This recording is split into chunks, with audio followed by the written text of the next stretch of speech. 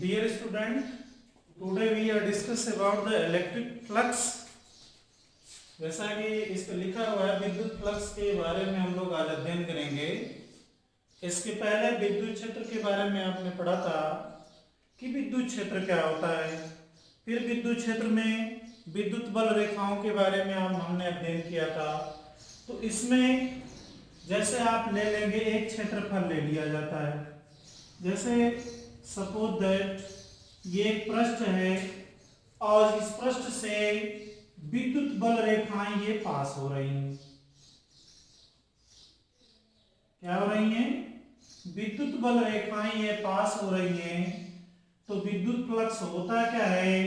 किसी पृष्ठ से विद्युत बल रेखाओं के गुजरने की संख्या को या इस पृष्ठ से इस क्षेत्रफल से जितनी विद्युत क्षेत्र परिबद्ध होगा या जितनी विद्युत बल रेखाएं गुजरेगी, इसको मापने के लिए जिस भौतिक राशि का हम प्रयोग करते हैं उस भौतिक राशि को हम क्या कहते हैं? विद्युत फ्लक्स कहा जाता है। फिर एक बार आप देख लीजिए कि अगर ये कोई क्षेत्रफल, अगर कोई सरफेस एरिया क्या है? ए है, और इस सरफेस एरिया से जितना ये विद्युत बल रेखाएं या विद्युत क्षेत्र रेखाएं गुजरती हैं या इसे पास होती हैं, तो जितनी इस क्षेत्रफल से ये विद्युत क्षेत्र रेखाएं परिबद्ध होंगी या पारित होंगी, इनको मापने के लिए जिस भौतिक राशि का उपयोग किया जाता है उस भौतिक राशि को हम क्या कहते हैं? विद्युत फ्लक्स या इलेक्ट्रिक फ्लक्स कहा जाता है। अब ये जो आपका दिख रहा है ये क्षेत्रफल है, ये विद्युत क्षेत्र है। तो इस क्षेत्रफल से जितनी भी क्षेत्र रेखाएं, विद्युत क्षेत्र रेखाएं पारित होंगी, तो इस भौतिक राशि को हम क्या कहेंगे? विद्युत फ्लक्स कहा जाता है। अब इसको कैसे और डिफाइन करते हैं? इसको डिफाइन करने के लिए अब इसका एक और उदाहरण ले लें। जैसे आपका ये एक पृष्ठ है,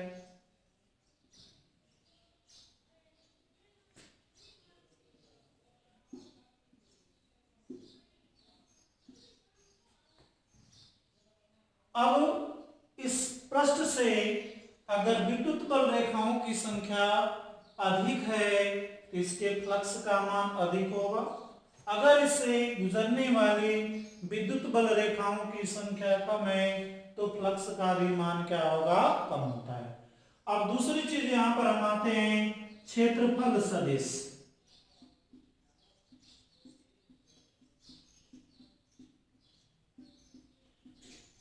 अब इसमें सबसे एक इंपॉर्टेंट चीज है क्षेत्रफल सदिश क्या होता है।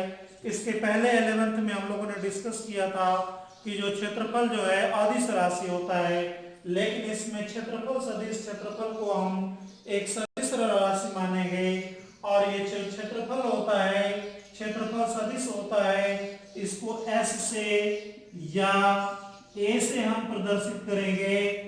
और ये जो सदिश होता है, क्षेत्रफल सदिश होता है, इसको सदैव, इसकी जो दिशा जो होती है सदैव क्षेत्रफल जो पृष्ठ होता है उसके लंबवत ली जाती है। जैसे बच्चों ये आपका कोई क्षेत्रफल आपने ले लिया, तो क्षेत्रफल सदिश मान लेते हैं ये क्या है? S है। तो क्षेत्रफल के जो सतह है और क्षेत्रफल सदिश के बीच का कोण कितना बनता है? 90 डिग्री। इसका अर्थ हुआ कि जो क्षेत्रफल सदिश है ये सदैव पृष्ठ के तल के लंबवत होता है। ये दो चीजें आपकी हो गई कि एक तो विद्युत फ्लक्स का मतलब किसी क्षेत्रफल से पारित वैद्युत क्षेत्र रेखाओं की संख्या ही क्या कहलाती है? वैद्युत फ्लक्स कहलाती है। इससे रिलेटेड एक है क्षेत्रफल सदिश। क्षेत्रफल सदिश क्या होता है? क्षेत्रफल सदिश जो होता है वो पृष्ठ के तल के लंबवत एक सदिश होता है जिसका परिमाण क्षेत्रफल के परिमाण के बराबर होता है, जिसे S या A से प्रदर्शित किया जाता है। अब हम लोग इसके बारे में देखते हैं, है क्या कि यदि एक समान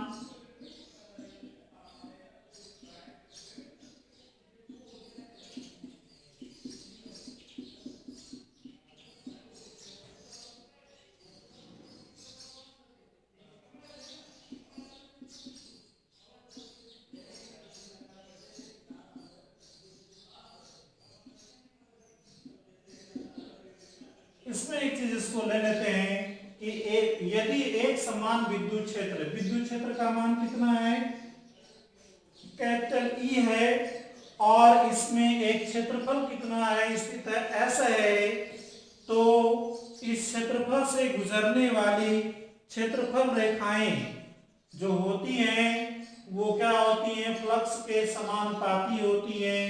और दूसरी चीज है कि इसको परिभाषित करने के लिए हम क्या करेंगे, ये आपको ये फार्मूला लिखा जाता है ई बराबर ई डॉट एस। किससे प्रदर्शित किया जाता है, विद्युत फ्लक्स को। यहां पर हम विद्युत फ्लक्स को किससे प्रदर्शित करेंगे, विद्युत फ्लक्स फाई ई बराबर कितना होता है, ई डॉट डीएस। अर्थात इसकी डिफिनेशन लिखनी होगी, तो किसी पृष्ठ से पारित विद्युत फ्लक्स विद्युत क्षेत्र तथा क्षेत्रफल सदिश के अदिश गुणनफल के तुल्य होता है। इसकी परिभाषा आप लिख सकते हो, किसी पृष्ठ से पारित विद्युत फ्लक्स विद्युत क्षेत्र तथा क्षेत्रफल सदिश के अदिश गुणनफल के बराबर होता है। 11th में बच्चों आपने पढ़ा था ए डॉट बी बराबर क्या पढ़ा था, ए बी कॉस थीटा। ये 11th क्लास 11th में सदिश ए और सदिश बी का अदिश गुणनफल क्या होता है, ए का परिमाण इंटू बी का परिमाण इंटू क्या होता है, कॉस थीटा। थीटा क्या होता है, सदिश ए और बी के बीच का कोण। अब बच्चों यहां पर हम देखते हैं इसी प्रकार से फ्लक्स फाई ई बराबर आप क्या लिख सकते हैं, ई एस कॉस थीटा, और थीटा क्या है, सदिश या विद्युत क्षेत्र ई तथा क्षेत्रफल सदिश एस के मध्य कोण। ये थीटा क्या है। अब इस चित्र में आप देख लीजिए, ये आपका क्षेत्रफल सदिश एस है और ई क्या है, वैद्युत क्षेत्र सदिश ई है। अब दोनों बच्चों एक दूसरे के समानांतर हैं, इसलिए इनके मध्य का कोण कितना होगा, 0। दूसरी केस में आप देखिए, क्षेत्रफल सदिश इस दिशा में है, वैद्युत क्षेत्र इस दिशा में है, इन दोनों के बीच का कोण कितना हो गया, थीटा। इन दोनों के बीच का कोण कितना हो गया, थीटा। तो अब यहाँ पर जैसे जैसे थीटा का मान बढ़ता है वैसे वैसे फ्लक्स का मान घटता है। अब उदाहरण के तौर पर आप देख सकते हैं, अब जैसे मान लीजिए कि एक ये हम पेपर ले लेते हैं, क्या ले लें, एक पेपर ले लेते हैं। अब ये मान लीजिए कि ये क्षेत्रफल है, ये आपका पृष्ठ है, और इस पृष्ठ से अब जैसे ये ले लेते हैं, ये आपका क्या है, वैद्युत क्षेत्र, ऐसे ले लेते हैं। ये आपका पृष्ठ हो गया, ये पृष्ठ हो गया, और ये क्या हो गया, ये जो आपकी पेन है ये वैद्युत क्षेत्र की दिशा को प्रदर्शित करती है। तो अब बच्चों क्षेत्रफल सदिश जो होता है वो सदैव क्षेत्रफल के क्या होता है, लंबवत होता है। अब यहाँ पर क्षेत्रफल सदिश और वैद्युत क्षेत्र दोनों समान दिशा में है, इसलिए थीटा का मान कितना हो जाएगा, 0, और cos 0 का मान कितना होता है, 1। इस अवस्था में जब क्षेत्रफल सदिश और वैद्युत क्षेत्र दोनों एक ही दिशा में होंगे तब वहां पर आपके फ्लक्स का मान अधिकतम हो जाएगा। अब जैसे जैसे, अब सपोज दैट ये आपका क्षेत्रफल सदिश है और ये वैद्युत क्षेत्र है, इनके बीच का कोण जैसे जैसे बढ़ेगा वैसे वैसे इससे गुजरने वाली फ्लक्स वैद्युत क्षेत्र रेखाओं की संख्या घटेगी और फ्लक्स का मान घटेगा। तो अब इसके बारे में, इसका मान कब मैक्सिमम होगा कब मिनिमम होगा, इसको हम लोग देखते हैं। दूसरी चीज है,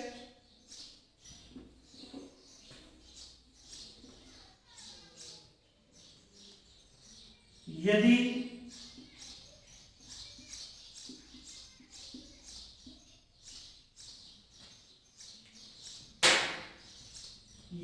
अल्प क्षेत्रफल का क्षेत्रफल सदिश, मान लेते हैं बच्चों ये क्या है, ds है। अब सपोज दैट कर लीजिए इसका छोटा सा भाग लेते हैं, ये क्या है, पूरे क्षेत्रफल का एक छोटा सा भाग लेते हैं, इसको किससे प्रदर्शित करते हैं, अगर ds से प्रदर्शित करते हैं, और तो इस छोटे से क्षेत्रफल से पारगमित विद्युत फ्लक्स को हम डेल्टा या डी फाई से रिप्रेजेंट करेंगे। किससे रिप्रेजेंट करेंगे, डी फाई से रिप्रेजेंट करेंगे। तो डी फाई ई बराबर हम लिख सकते हैं ई डॉट ds। ये किसके लिए है, अल्प के लिए है। अगर बच्चों इसको संपूर्ण भाग लेंगे तो इसको या तो हम समाकलन के रूप में लिख देंगे या तो इसको हम समेशन के रूप में लिखेंगे। तब उस अवस्था में ये संपूर्ण फ्लक्स फाई ई बराबर आप क्या लिख सकते हो, समाकलन एस का मतलब आपका हो गया सरफेस अकॉर्डिंग, समाकलन अकॉर्डिंग टू सरफेस करेंगे और इसको क्या लिखेंगे, ई डॉट ds क्या लिख देंगे, या इसको आप लिखेंगे S E D S cos theta, ऐसे भी इसको लिखा जाता है। अगर अल्प भाग का दिया है, संपूर्ण भाग का निकालना है, तो हम क्या करेंगे, इस अल्प भाग का समाकलन करेंगे जिससे संपूर्ण पृष्ठ से पारगमित या परिबद्ध विद्युत फ्लक्स प्राप्त कर लेंगे।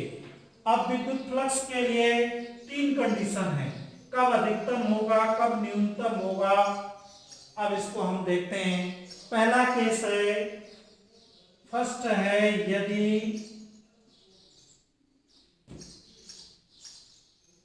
यदि थीटा बराबर कितना ले लें, 0 डिग्री, अर्थात विद्युत क्षेत्र ई तथा क्षेत्रफल सदिश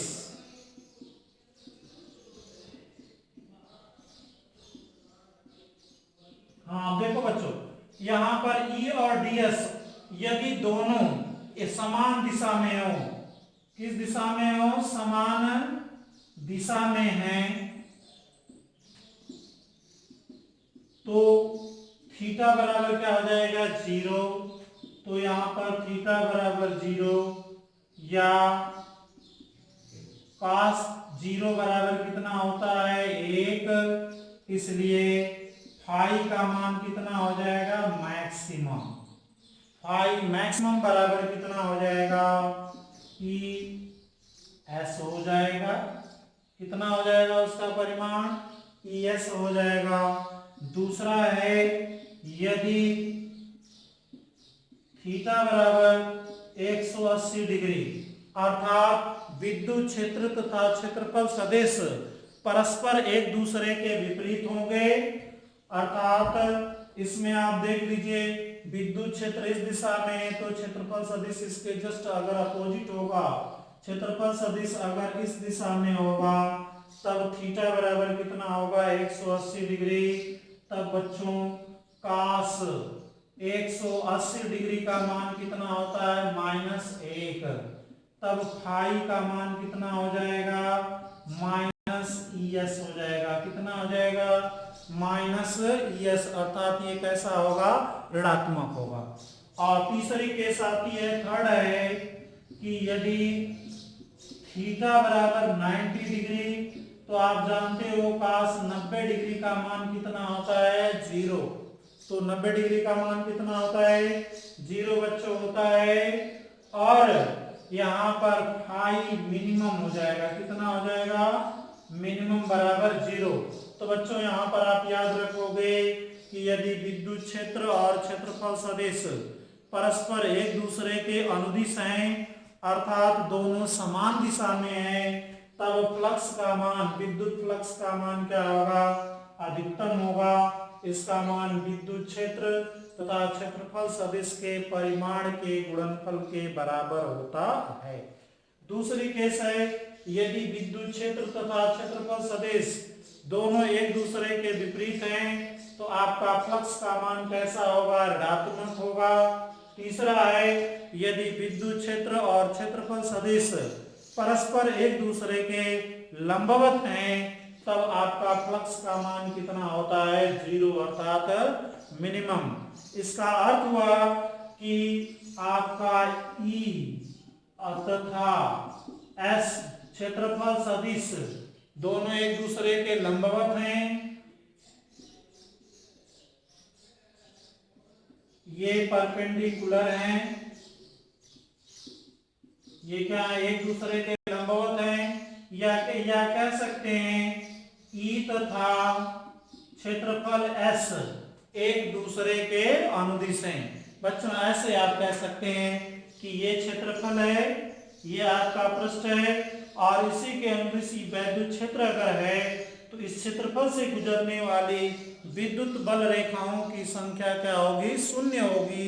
जब विद्युत क्षेत्र रेखाओं की संख्या 0 होगी तो उस स्थिति में आपका इस पृष्ठ से परिबद्ध विद्युत फ्लक्स का मान भी 0 होता है। अब इसमें कुछ दो चीजें मुख्य हैं, आपको याद रखने लायक है, कब फ्लक्स धनात्मक होगा और कब फ्लक्स ऋणात्मक होगा। तो धनात्मक और ऋणात्मक के लिए आपने देखा कि जब दोनों एक दूसरे के अनुदिश होंगे, वैद्युत क्षेत्र और क्षेत्रफल सदिश दोनों परस्पर एक दूसरे के अनुदिश अर्थात एक ही दिशा में होंगे तो फ्लक्स धनात्मक, और दोनों एक दूसरे के विपरीत होंगे तो फ्लक्स का मान क्या होगा, ऋणात्मक। तो पहला आपका आता है कि जब विद्युत क्षेत्र रेखाएं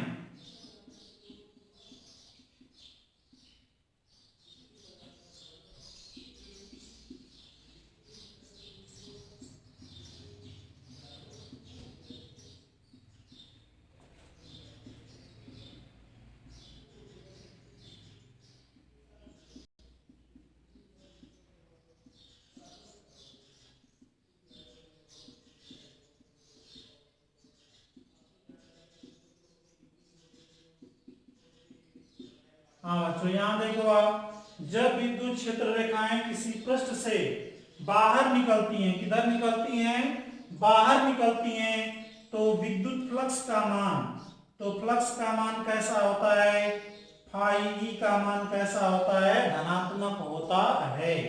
और दूसरा आपका है कि जब विद्युत क्षेत्र रेखाएं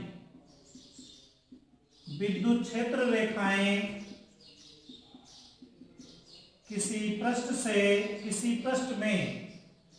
पृष्ठ में प्रवेश करती हैं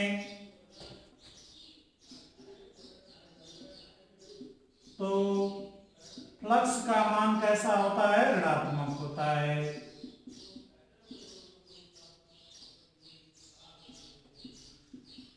ये दो बातें आप ध्यान रखेंगे जब हम लोग प्रश्न हल करते हैं, इन दो बातों का विशेष ध्यान रखा जाता है कि जब वैद्युत बल रेखाएं पृष्ठ से बाहर निकलेगी, जैसे ये आपका पृष्ठ है, इससे इधर जब बाहर की ओर निकलेगी तो आपका वैद्युत फ्लक्स कैसा होगा, धनात्मक होगा।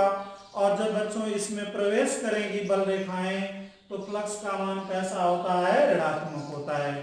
अब ये आपका विद्युत फ्लक्स है, ये आपकी अदिश राशि है। कौन सी राशि है, विद्युत फ्लक्स अदिश राशि है। कौन सी राशि है, अदिश राशि है। ये सदिश ना होकर के कौन सी राशि है, अदिश राशि है। अब इसका मात्रक क्या होता है, विद्युत फ्लक्स का मात्रक। अब आपने फार्मूला देखा, फाई ई बराबर कितना होता है, ई डॉट एस। तो बच्चों ई का मात्रक कितना होता है, न्यूटन प्रति कूलाम, और क्षेत्रफल का मात्रक कितना होता है, मीटर स्क्वायर। और या तो इसको लिख सकते हो न्यूटन प्रति मीटर स्क्वायर कूलाम लिख सकते हो, या बच्चों इसको लिख सकते हो, सॉरी, न्यूटन मीटर स्क्वायर प्रति कूलाम लिख सकते हो, या इसको आप लिख सकते हो वोल्ट मीटर लिख सकते हैं। क्या लिख सकते हैं? इसका मात्रक दूसरा है वोल्ट मीटर, और इसका बीमी सूत्र कितना हो जाएगा? बीमीय सूत्र, बीमी सूत्र कैसे निकालोगे? बल का बीमी सूत्र होता है m घाते 1 l घाते 2 t घाते -1। कूलाम का होता है AT, और मीटर का कितना होता है? l मीटर स्क्वायर, इसलिए कितना हो गया? l स्क्वायर हो गया। फिर से आप देख लो, आपके न्यूटन का m घाते 1 l घाते 1 t घाते -2, मीटर स्क्वायर का कितना हो गया? l घाते 2, और कूलाम का हो गया AT। तो सबको जब ऊपर करोगे m घाते 1 l घाते 3 t घाते -3 a घाते -1। तो बच्चों यहाँ पर इसका मात्रक 2 हो गया, न्यूटन मीटर स्क्वायर प्रति कूलाम या वोल्ट मीटर। इसका बीवी सूत्र हो गया m power 1 l power 3 t power, sorry, हाँ, m power 1 l power 3 t power -3 a power -1। ये रहा आपके विद्युत फ्लक्स। अब बच्चों विद्युत फ्लक्स से संबंधित प्रश्न हल करने का क्या तरीका है, इसको हम लोग देखते हैं। पहले एक प्रश्न लेते हैं। फर्स्ट क्वेश्चन इसका है question number 1।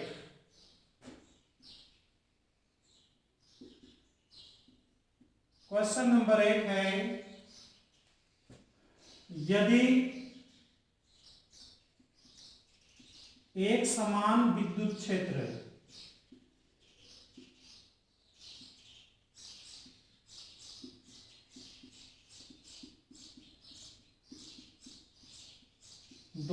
I plus 300J में क्षेत्रफल सदिश, इसका मात्रक क्या लिखेंगे? न्यूटन प्रति कूलाम में क्षेत्रफल सदिश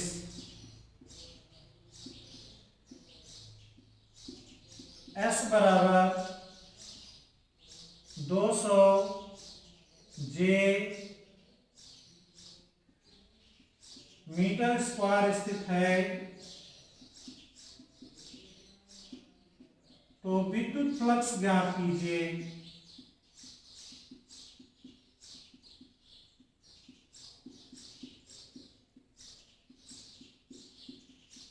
बच्चों इसमें आप देख लो, आपका क्वेश्चन है एक समान विद्युत क्षेत्र जिसका मान दिया है 200I प्लस 300J न्यूटन प्रति कूलाम में क्षेत्रफल सदिश S बराबर कितना है? 200J मीटर स्क्वायर स्थित है, तो विद्युत फ्लक्स का मान ज्ञात करना है।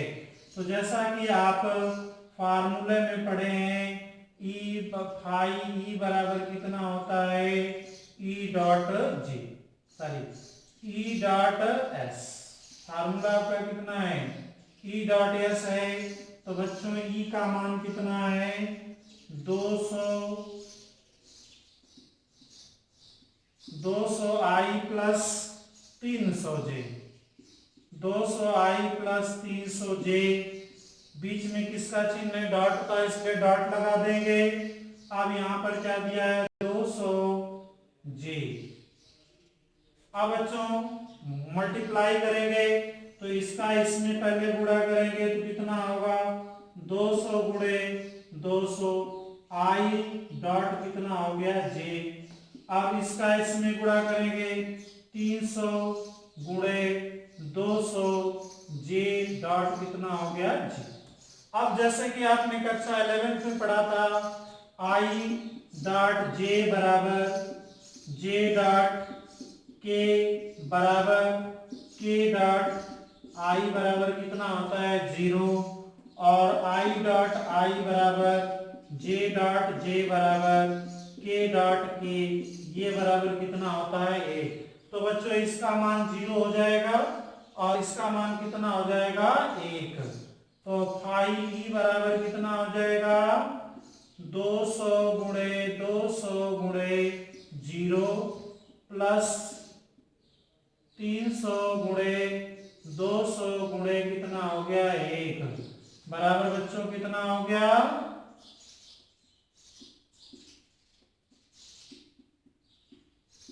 वोल्ट मीटर, या इसको मानक रूप में लिख सकते हो 6 गुणे 10 घाते 3 वोल्ट मीटर।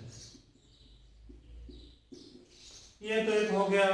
दूसरी समस्या आती है, अब जैसे चित्र संबंधी समस्या आती है। आप आ जाओ, ये प्रश्न एक बार फिर देख लो। इसमें ई का मान दिया है, एस का मान दिया है और फार्मूला है फाई ई बराबर ई डॉट एस है। तो यहाँ पर ई का वैल्यू रखा और यहाँ पर एस का, दोनों में डॉट प्रोडक्ट कर दिया। आई डॉट जे का मान 0 हो गया, इसलिए पूरा का पूरा मान ये क्या हो गया 0, और इसका मान 1 हो गया, इसलिए दोनों का गुणनफल कितना हो गया 6 गुणे 10 घाते 3 वोल्ट। सॉरी, तो एक और 0 आएगा यहाँ पर आ जाएगा 4। अब नेक्स्ट एक प्रॉब्लम देखते हैं, क्वेश्चन नंबर 2।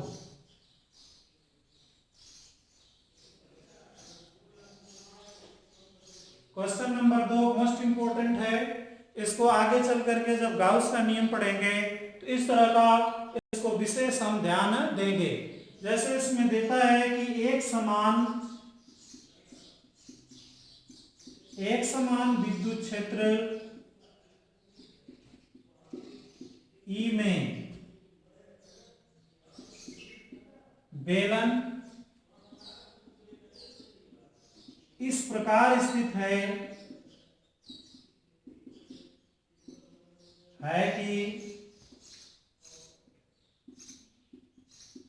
बेलन की अक्ष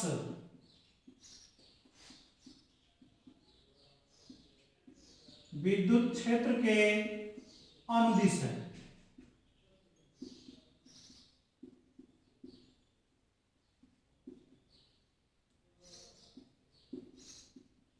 बेलन से पारित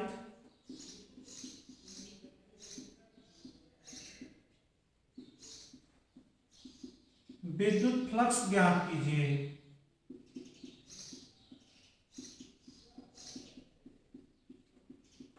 बच्चों ये आपका क्वेश्चन दे दिया कि एक समान विद्युत क्षेत्र ई में एक बेलन इस प्रकार से स्थित है कि बेलन की जो अक्ष है वो विद्युत क्षेत्र के अनुदिश स्थित है। तो बेलन से पारित विद्युत फ्लक्स ज्ञात कीजिए। तो इससे बच्चों एक रिलेटेड एक हम क्या करेंगे, चित्र बनाएंगे। ये आपका विद्युत क्षेत्र है, ये आपकी स्ट्रेट लाइन किसको प्रदर्शित करती है, विद्युत क्षेत्र को प्रदर्शित कर रही है। एक बेलन का निर्माण आप कर लीजिए, ये आपका एक बेलन हो गया, ये बच्चों बेलन हो गया। और ये बेलन की अक्ष है, आप देख रहे हो इस चित्र में विद्युत क्षेत्र के अनुदिश है। ये विद्युत क्षेत्र की दिशा है, बेलन की अक्ष भी है, ये क्या है बेलन विद्युत क्षेत्र के अनुदिश है। तो बच्चों यहाँ पर बेलन के 3 पृष्ठ होंगे। अब यहाँ पर बेलन, आप ये कलम मान लो बेलन है, तो इसके 3 पृष्ठ होंगे। एक वक्र पृष्ठ होगा, दूसरा ये होगा आधार वाला होगा, और तीसरा क्या होगा ये टॉप का होगा। तो चूंकि अब यहाँ पर आप देख लीजिए, इसका क्षेत्रफल S1 मान लेते हैं, इसका क्षेत्रफल क्या मान लेते हैं S2 मान लेते हैं, इसका क्षेत्रफल क्या मान लेते हैं S3 मान लेते हैं।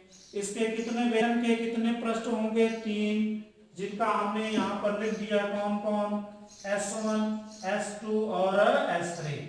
जैसा कि आप जानते हैं कि जो क्षेत्रफल सदिश होता है वह सदा पृष्ठ के लंबवत की दर होता है बाहर की ओर। तो बच्चों S1 की दर है,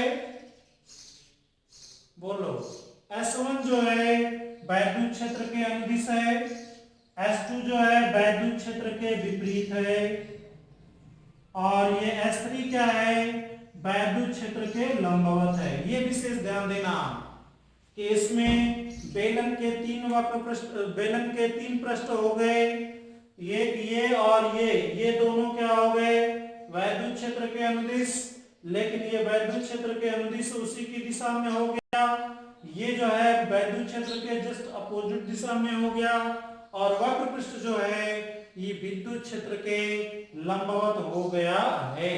तो ये आप फार्मूला यूज करेंगे, फाई ई बराबर समाकलन S E dot DS.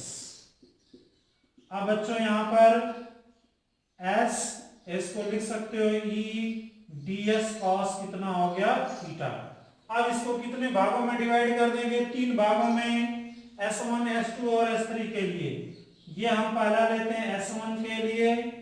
S1 में क्या लिखेंगे, ई डीएस कॉस कितना हो जाएगा 180 डिग्री, क्योंकि S1 और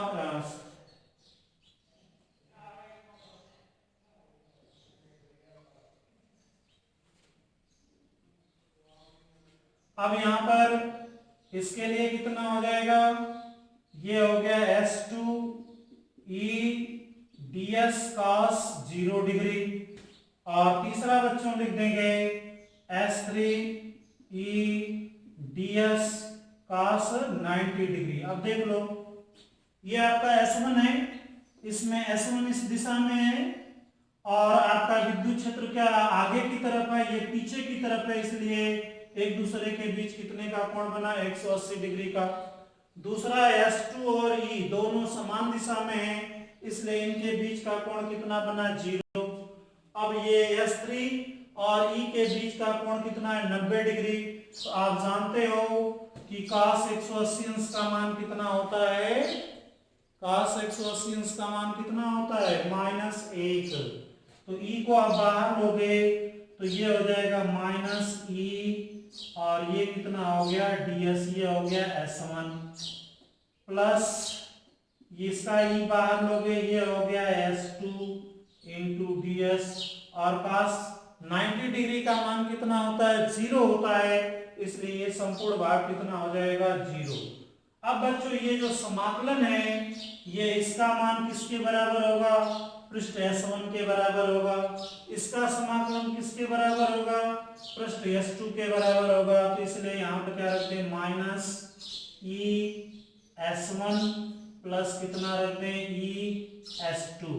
चूंकि बेटा ये बेलन है, तो बेलन के दोनों ये जो वृत्तीय पृष्ठ होते हैं, जो दोनों के आधार नीचे का और ऊपर का क्षेत्रफल क्या बराबर होता है। तो यहाँ पर अगर S1 बराबर कितना है S2 है, तो यहाँ पर मान रखोगे फाई E बराबर कितना हो गया -ES प्लस कितना हो गया ES। परिमाण दोनों के बराबर है, लेकिन एक माइनस है और दूसरा क्या है प्लस है, इसलिए यहाँ पर फ्लक्स का मान कितना हो गया 0। तो बच्चों इसी प्रकार से हम प्रश्न को हल करेंगे। थैंक्स।